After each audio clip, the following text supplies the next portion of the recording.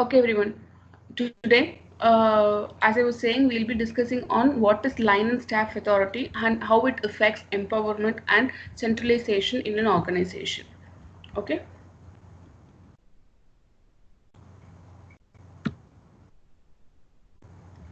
Okay. Before getting into this authority and power, I really want to explain what is a authority. Okay. So without authority, it is like very difficult to make people work in your organization. So far we have discussed about departmentation in organizing, right? But what kind of authority is needed in this kind of departmentation or in the organization structure? It is like very much uh, important.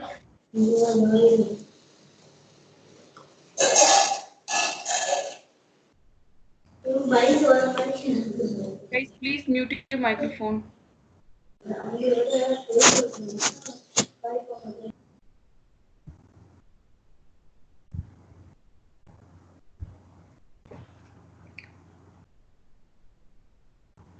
Without authority, the power to exercise discretion in making decisions is like properly placed in managers, departments, and you cannot like smoothly work in organization units without authority. Okay, so this kind of relationship, whether it is like vertical or horizontal, are the very important factors which makes organizations possible, which helps the departments do their activities and bring coordination within the enterprise.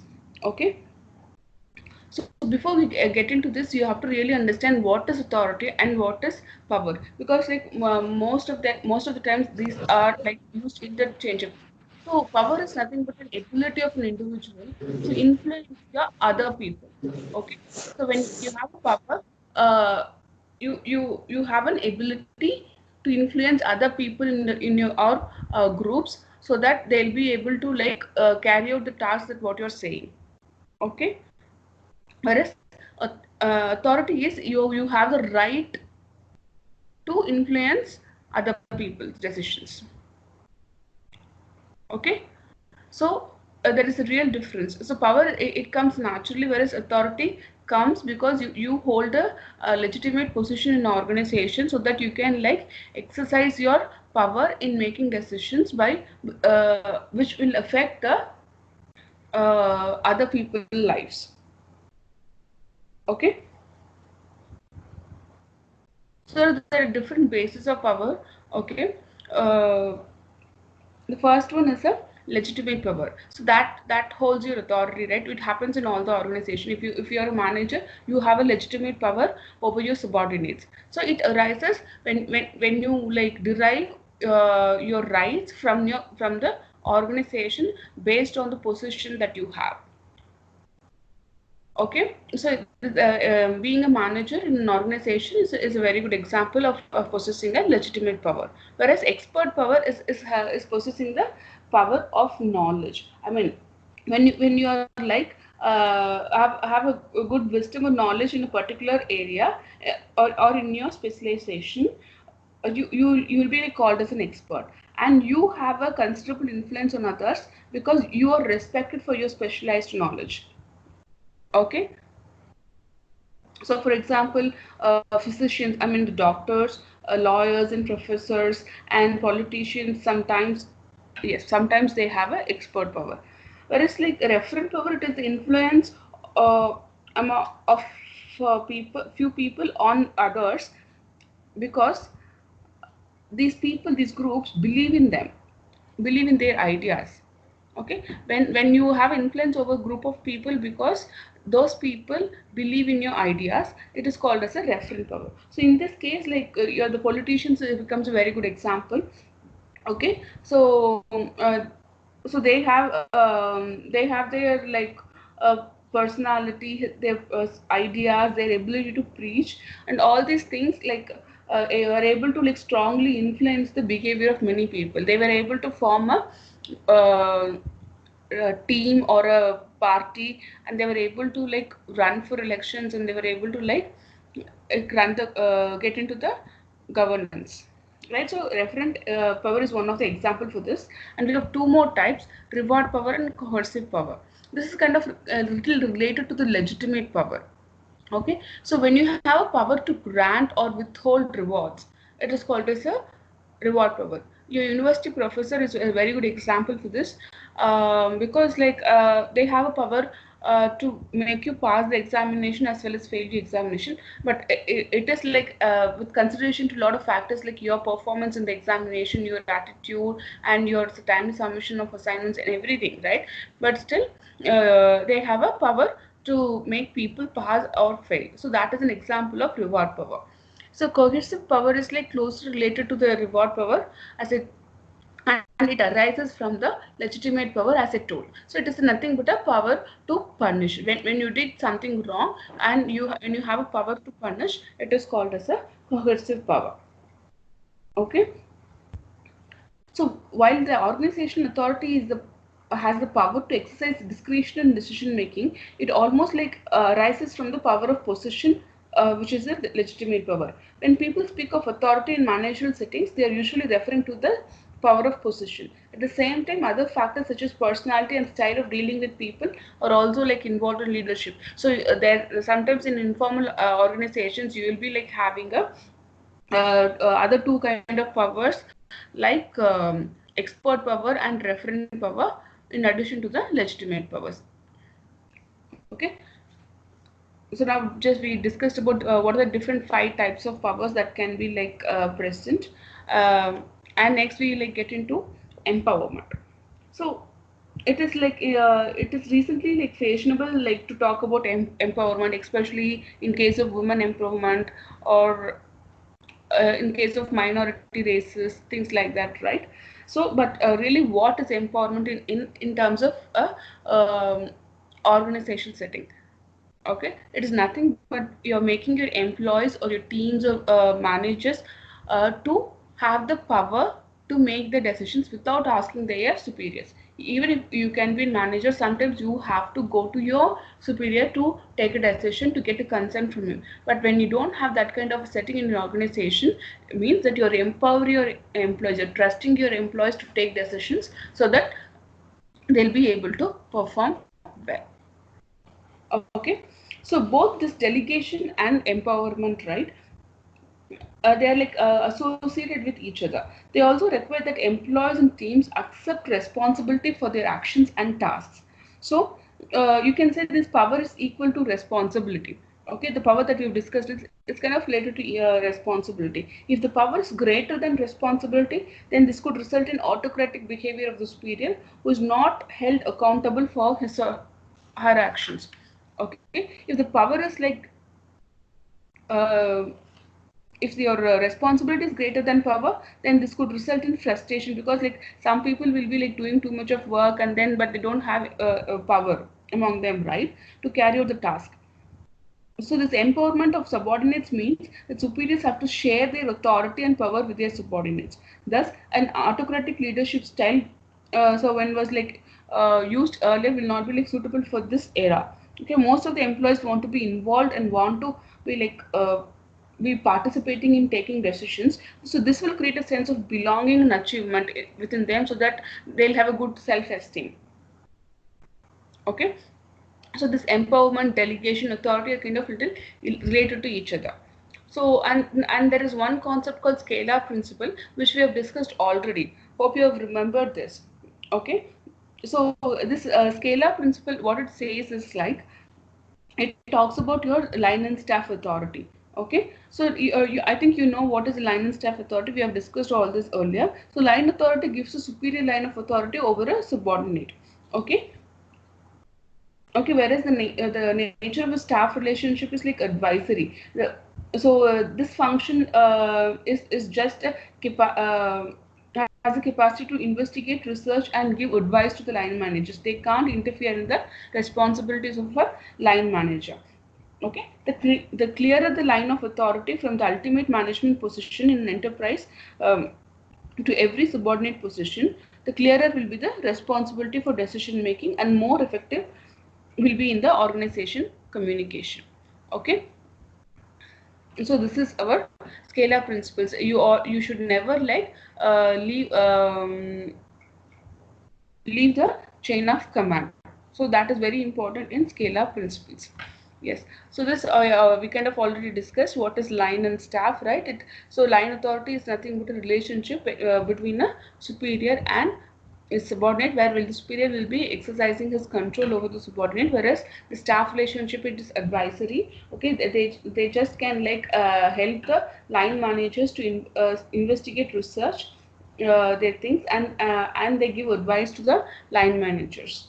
Okay, so we have another type of authority called functional authority. So it is a right which is like delegated to an individual or a department or a team by by the organization or by the CEO or the founder to control some activities.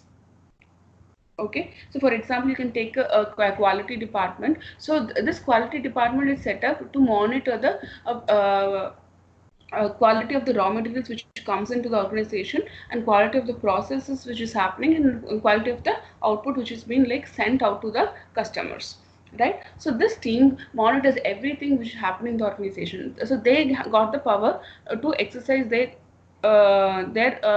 practices. This they got this from the CEO or the founder, right? Okay. And another example is company controller is ordinarily is given this kind of functional authority to prescribe the system of accounting throughout the company. So this is a specialized authority. It is a really a delegation from the top. Okay.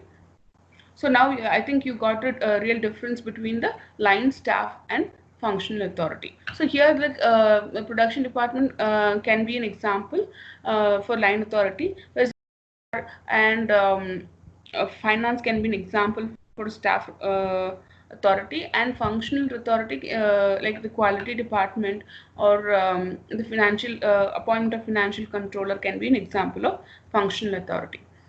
Okay, so sometimes this kind of power or authority always lies in the manager or in the top management. Okay, so every time when you want to make some new things, you always have to like get permission from the top, or they exercise their control, they take decisions and they just implement. So here the middle level managers and the low level managers, including the team, doesn't have any control over what is really happening. Okay, so to stop this kind of stuff, so you have to really exercise decentralization of authority in your organization. It is nothing but a discretion conferred on people to use their judgment to make decisions and issue instructions.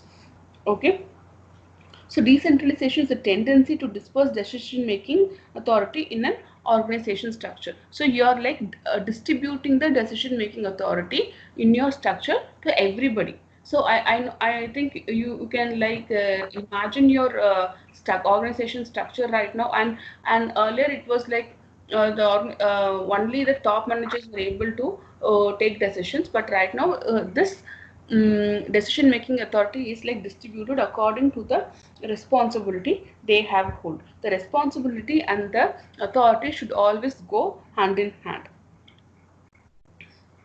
Okay, there are three different kinds of centralization approach which is kind of followed. We'll discuss here. Okay, the first one is a centralization of performance. So it actually applies for a company which is like performing in a single location. Okay, when you have a so everything happens in the same place, right? So in that case it is called as a centralization of performance. Okay, second one is departmental centralization. So when your department is like um, dealing only with HR or only with finance, okay, you are dealing with a specialized activity, specialized task allotted to you. So in that case, you will be carrying out the that kind of activities for the entire organization. So you possess that kind of authority. So HR department has a authority to recruit people, pay people, give them promotion, as well as send them out. Okay, the third one is the centralization of management. So it is actually a type of delegation of decision making. Okay, so usually like the the decision making authority will be like always concentrated in the top layer of organization structure, right? So that when you have that kind of setting, it is called as a centralization of management. So here you'll be like restricting the delegation things. So we'll discuss what is this delegation of authority. So when authority is nothing but a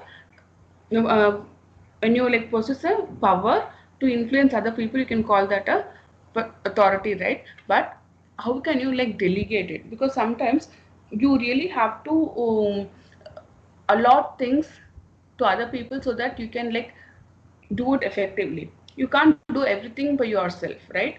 So there's a popular saying like, if you want to go fast, you should go alone, but if you have to go far, you have to go together, right? So when you want to achieve bigger things in the long run, you always have to delegate. Don't expect that you can create the whole world. Okay, first to delegate the authority, you have to determine the results that you are expected from a position. So imagine you have a position, and you determine the results that what that person is in that position can do. So assign the tasks according to the position. Okay, and then give them power or authority so that they can able to achieve the task. Okay, for example, imagine there is we have a lot of police officers working right now on the COVID outbreak, right? So they always have a authority to stop people roaming around the streets. So the government has delegated this authority to the police department to maintain the law and order as well as to maintain the lockdown.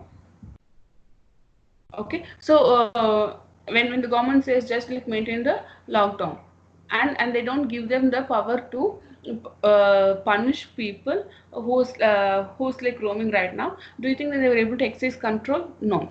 So when you like assign them tasks, assign your team tasks, you have to delegate your authority as well, which is needed so that they can able to accomplish their task. And you have to hold that person responsible for doing that. For example, you can tell them, okay, you have to do it, and if you are able to do it, complete this task, you will be like your all your accomplishments will be like accounted, and then it will be like accounted for your appraisals or a promotion. So when you hold a person accountable for the task by delegating authority to them, they'll be able to do wonders.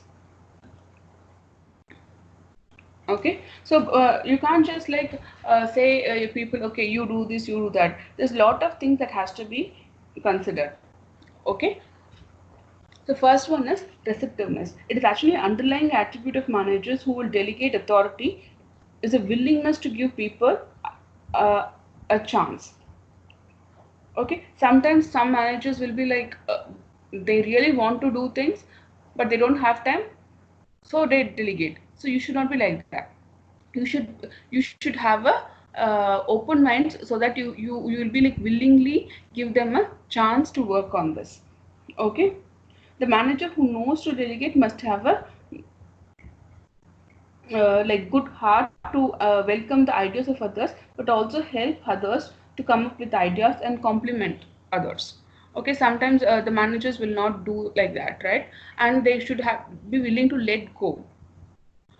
They should be like willing to let go of the task that they are doing, and then they have to be they have to let others to make mistakes so that they learn from their mistakes, but not a costly mistake. And they should trust their team, and they should be able to like delegate, but they have to exercise some control over that. Okay, so when they say I'm giving you this task, when you excel it, you can say, okay, there's a good chance for you for promotion. But if you're not but you're not able to perform, you may not be given another task in this project. Maybe you can like tell them uh, all these things to establish controls. Okay, so sometimes some people like can't delegate, or that there be a weak delegation. So how can we overcome this?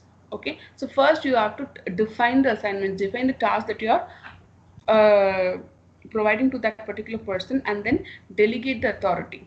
Okay, select the person in the light of job to be done. So you can't I mean, imagine you want to like appoint a PR for a new product that is going to be released. If for that you have to really appoint an extrovert who's like who's willing to go out and meet people, right? So based on the nature of the job, you have to select the person and then maintain the open line of communication situations. I mean, you should not like give hints, or like make them assume things. So you have to provide them real concrete instructions, and you establish a proper control. So make everything documented clearly so that they know what to expect, and what is their power or authority. And then and you have to really reward them when they're able to achieve it, so that they'll be able to perform better in the future scenarios, as well as the others also will be like willing to take authority.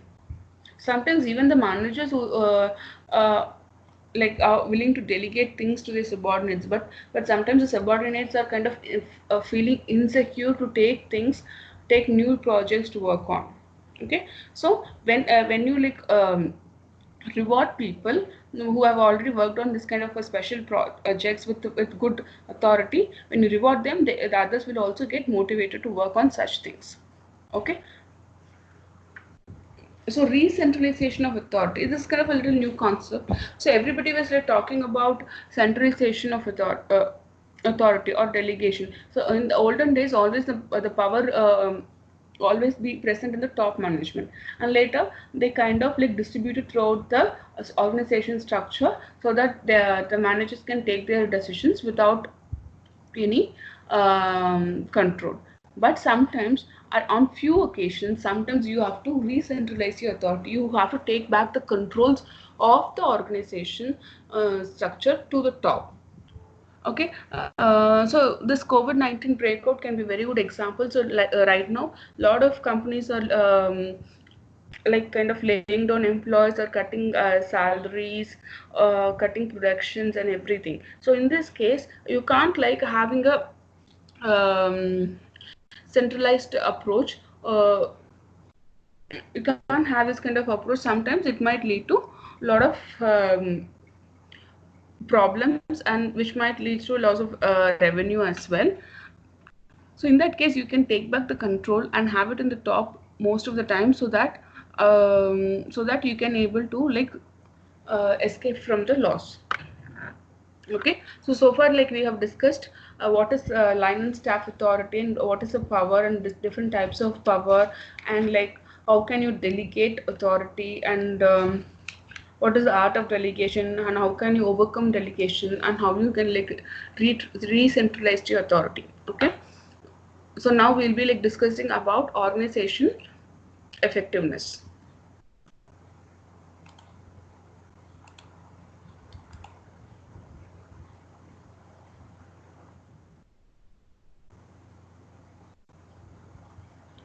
So in this topic, we'll be like discussing about what is how can you make an organization to perform effective, and then how this organizing or the organization structure will influence the culture within the firm.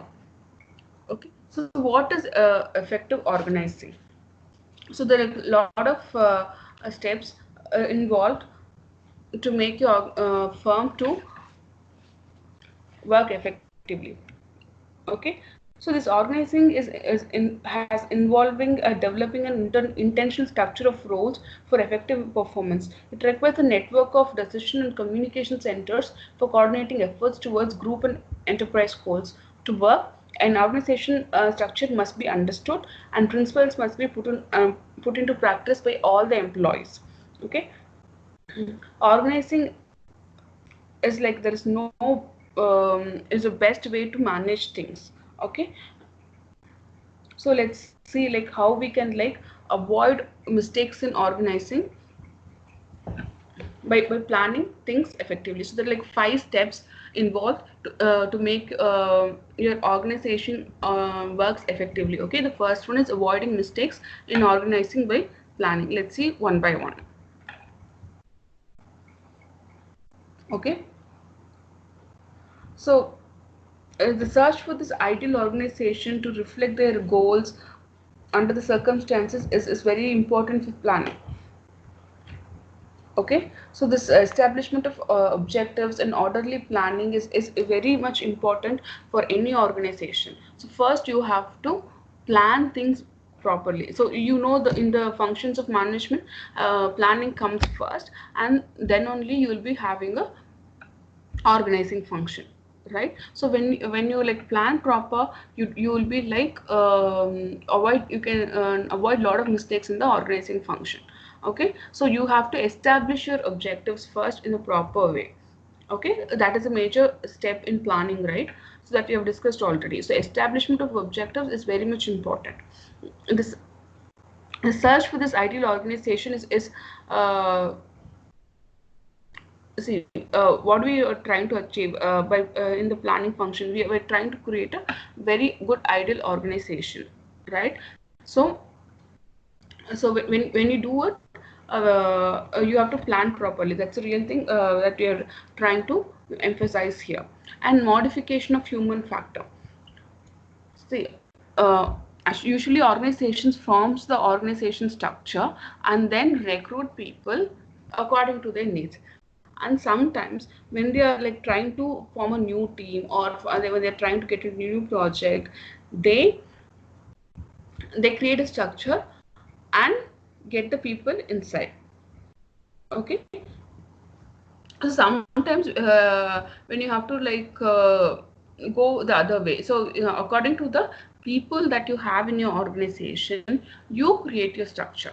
So based on the personality of the people, or based on the nature of the people that you have in your organization, you can create your organization so that you can use their capabilities, their knowledge, and as well as you don't have to worry about their limitations.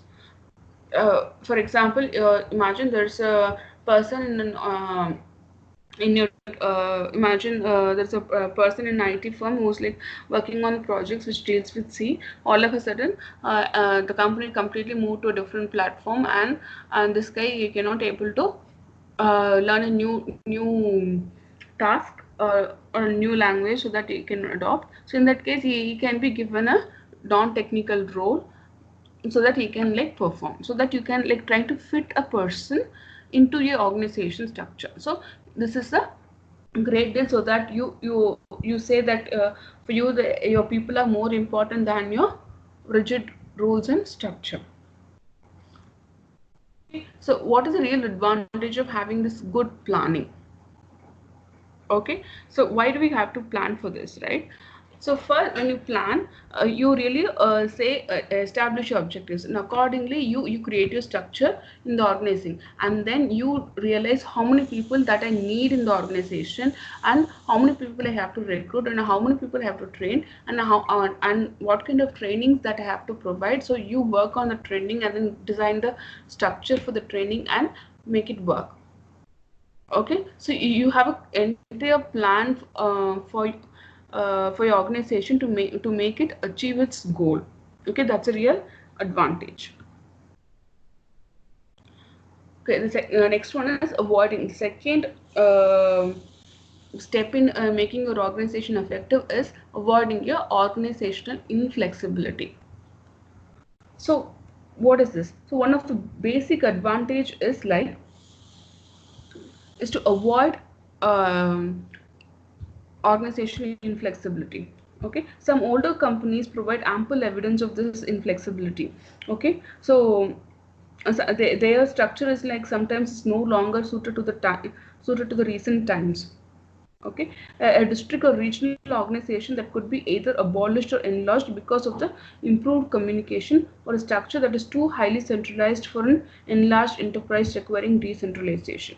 So sometimes there are like companies which are like decade or 100 200 years old. There are still companies like that, and they follow rigid organization structure, and whatever that you want to do, you have to get permission from your superiors, and that your manager has to get permission from his manager. It goes on like it, and this really makes things tough and complicated so it takes a longer time to execute things. So in that case, you have to really get into reorganization. You restructure your organization. So you're not flexible in the current situation to get things done. Nowadays the organization has to be really flexible, because the market scenario is completely changing. It is changing drastically. To make things work, you have to really make your organization flexible. Then only you can work. Okay. So moreover, like you can say a new CEO, new vice presidents or department heads are likely to have a good organization ideas of their own.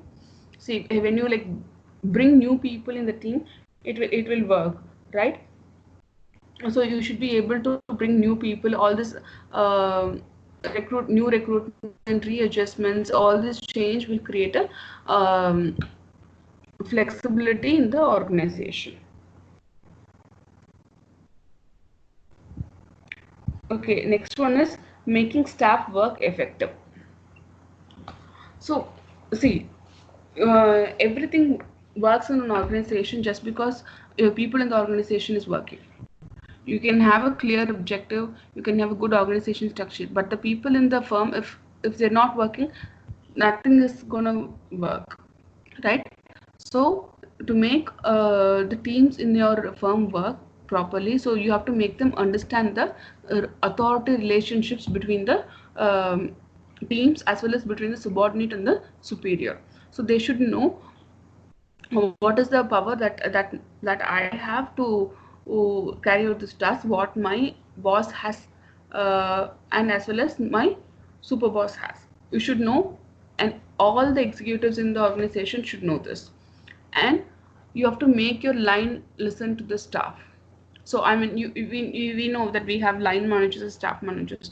Sometimes there is always a conflict between these two people, and these line managers never listen to the staff managers, because they think, okay, they don't have any knowledge on this particular project that the line managers are working on. Okay. So the line managers should listen to the staff managers, and they have to keep the staff departments informed. Whatever the that major decision that they're taking, they don't have to consult them, but at least they can at least keep them involved. Okay. And requiring the complete staff work. See, sometimes like the staff departments, uh, if there is no good connection between the line and staff, they sometimes get frustrated, and they don't get too much of attention. They don't work well with the line managers, so, which sometimes leading to the failure of projects. So you when you keep your staff managers informed, they will work properly, and they'll help you a lot in making your project a success. Okay, so making staff work a way of organizational life. So when you do all these things, when you make your line managers listen to a staff manager and keep them informed and keep them accountable for your decisions, sometimes not always, so you make them feel good. And then when all the staff managers like help you to work things, so you are making a line and staff work well, so that you will have a very good organization that becomes a habit in your organization. Okay. So the next one is avoiding conflict by clarification. See, sometimes there is a confusion in the firms, like, okay, to whom I have to ask this kind of things when I have to perform a task. So imagine you're a marketing executive, and then you're like trying to sell a product, and when you go to a customer place and the customer is saying, no, I don't want this, I want a different product. So in that case, you're a little confused. Okay, can I just go and tell this to my boss? Whether will he be appreciated?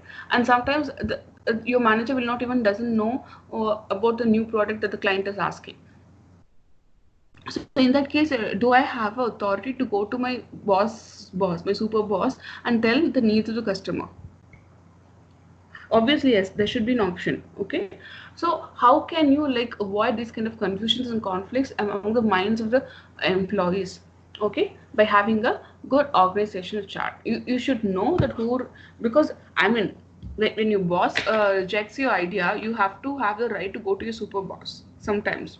right? For that you should know who's your boss and who's your super boss, right? For that you should have a good organization structure, and you have to show how the departments are connected to each other.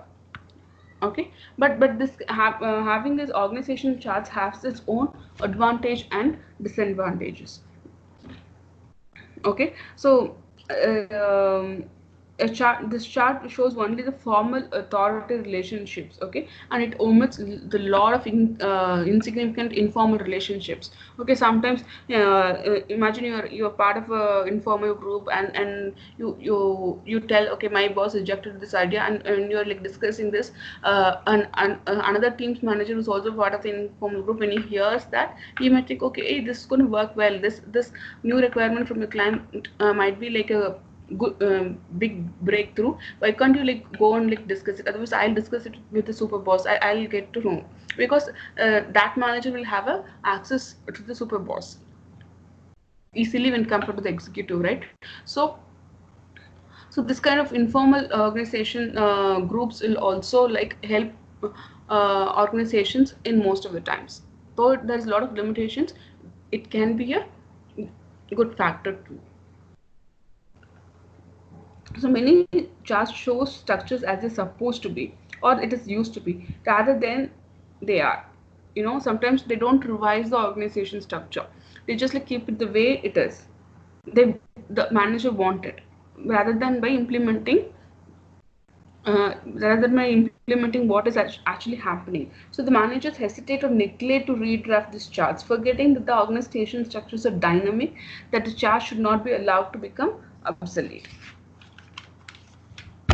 Okay, so this position descriptions, what is it actually? So it is actually informs everyone of the person's job description. Okay, a position description is nothing but a job description. It tells everybody what a person is supposed to do. Okay, it states a basic function of the position, the major end result areas for which the manager is responsible, and the reporting relationships involved. Okay, so it also clarifies the position's authority and the verifiable objectives he has to achieve for the end result areas.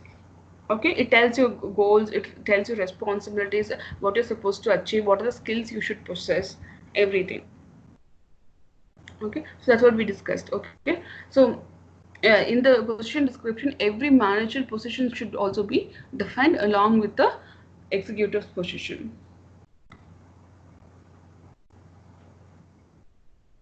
The next step is ensuring understanding of organizing.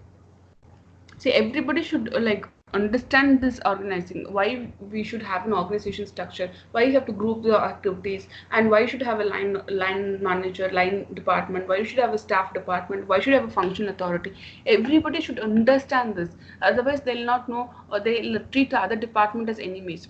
See, if they don't understand the importance of having a quality department in a production company, what will happen?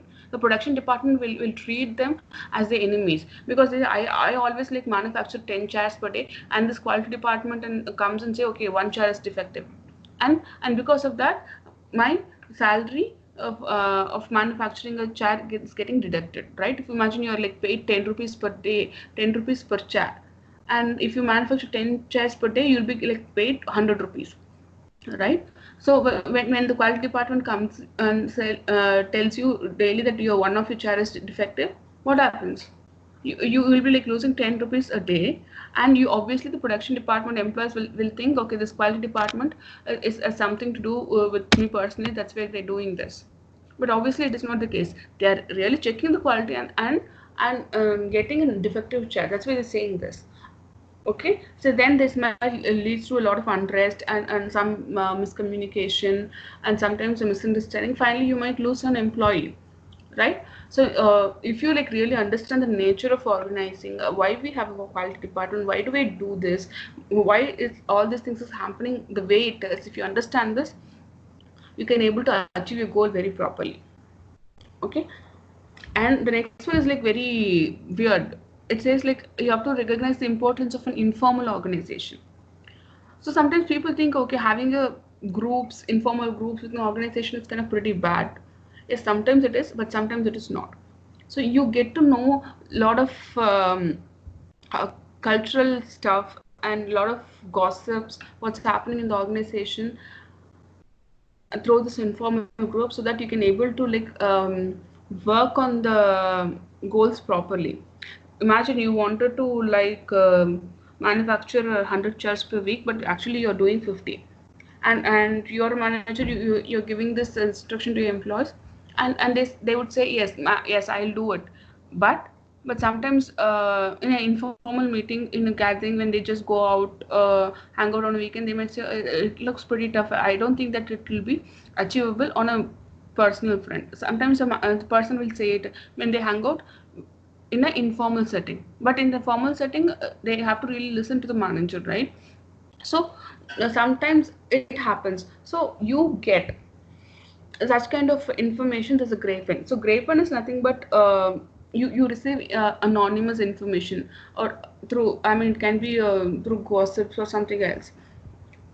Okay. Oh, so sometimes you get good informations when you have informal groups. Okay, so you really have to understand the importance of having a formal structure as well as having an informal groups in your organization, so that you can able to achieve your results. You have to really understand your organization, your company. Okay, that's a major uh, point here. Okay, so next we get into the organization culture. See, culture is like it prevails everywhere. It's not only within the organization or within a home. Even a country has a culture. It's nothing but a pattern of behavior or a shared beliefs that, or values that people have in common. Okay, so in terms of organization, so you take a, a hospital. In hospital is also an organization. So what are the values they should hold? They always think, okay, we have to really help people to get out of their sickness. That's a major value or belief that any doctor or any manager who's running the hospital should have, right?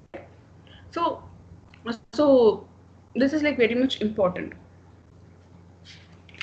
Okay, and then like this organization culture is like kind of defined mostly by the traits of the founder or people in the top management. Okay, so this leaders have a great influence on the organization culture. Okay, because uh, see, you can take example of Apple. I mean, Steve Jobs founded Apple, and Steve Jobs is tend to be innovative. He always like kind of inquisitive, and he asks questions, and then he deliver product. He likes products with very fine features, and almost all the Apple products has all the stripes. How it is possible? He was able to influence his employees with all the strides. That's why they were able to make such products. Okay, so you have to understand what values also a very much important trait to make things work in your organization.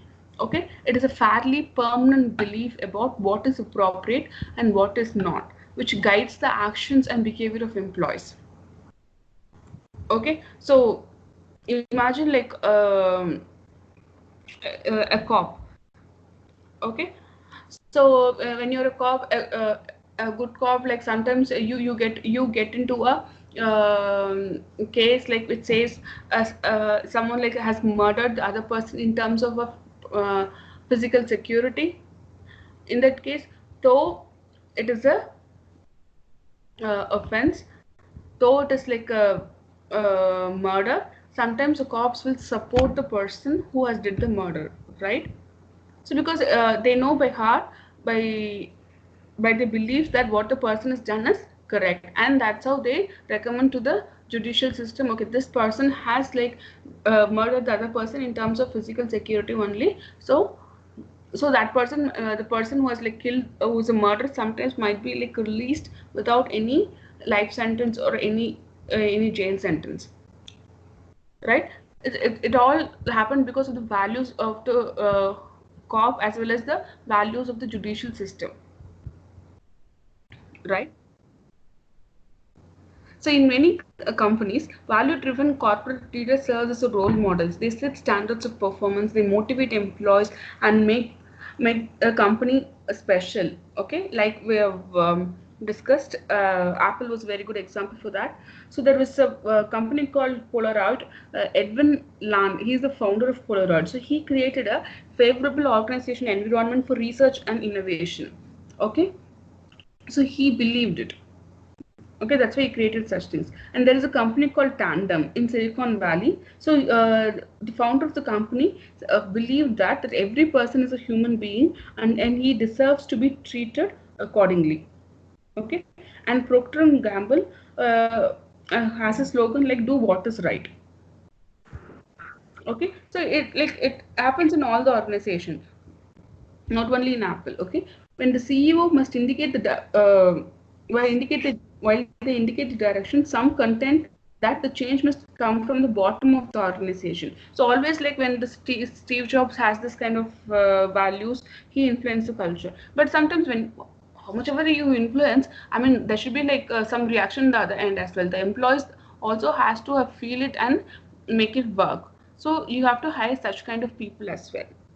Okay, so changing culture may take a long time, but even sometimes 5 to 10 years. It demands changing values, symbols, myths, and behavior. It may require first understanding the old culture, then identifying the subculture in the organization, and then rewarding those who's migrating to this new culture. So rewards don't have to be in financial terms. Sometimes you can just like tell them, okay, this person has accomplished them. You can recognize that person in the group, or you can provide them badge and all.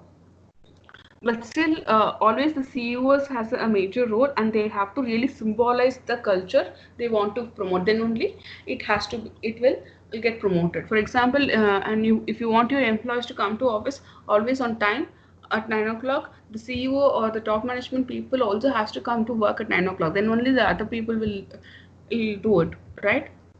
It's the same. Okay, so that's all. Hope you had a good session. Hope you are able to understand everything.